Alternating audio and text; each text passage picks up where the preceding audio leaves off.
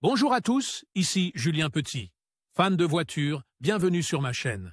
Restez avec moi, on va aborder notre sujet du jour sans plus tarder. 18 août 2023, 17h46 p.m. EDT. Bien que l'immatriculation d'un véhicule soit valable au niveau de l'État, la conduite inter-État est possible aux États-Unis sous certaines conditions. Pour faire simple, tout conducteur disposant de documents valides, permis, assurance, titres et certificats d'immatriculation, peut se rendre dans un autre État, en utilisant les plaques d'immatriculation de l'État où il réside, sans avoir à les changer. Il est important de garder à l'esprit que, lorsqu'on se rend dans un autre État, le code de la route peut varier.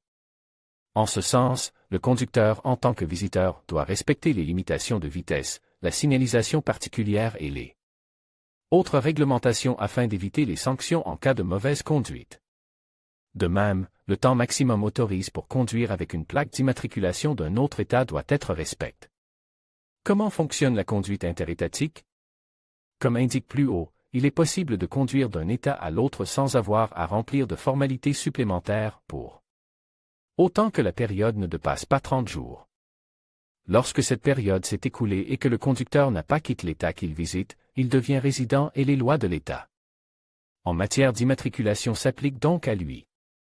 Il devra donc s'adresser au DMV compétent pour obtenir un certificat d'immatriculation avec des plaques d'immatriculation valables dans l'État où il conduit désormais.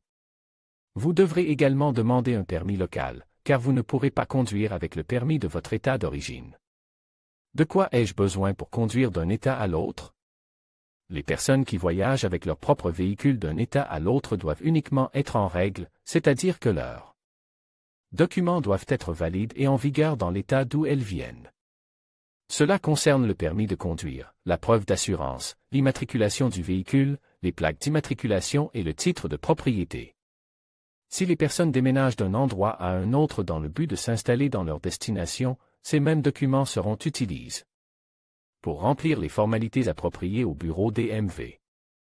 Dans la plupart des cas, les personnes disposent d'au moins 30 jours pour mettre à jour leurs documents auprès d'un bureau local après leur déménagement. Lors de la prise de rendez-vous, vous devez avoir à portée de main un avis de changement d'adresse du DMV de votre État d'origine, un certificat d'inspection de sécurité de l'État en cours de validité, un permis de conduire valide et en cours de validité de votre État d'origine, une assurance responsabilité civile en cours de validité, la preuve du paiement des frais liés à ces procédures, titre de propriété et acte de vente, formulaire d'information personnelle et sur le véhicule, fourni par le DMV, preuve de votre nouvelle adresse.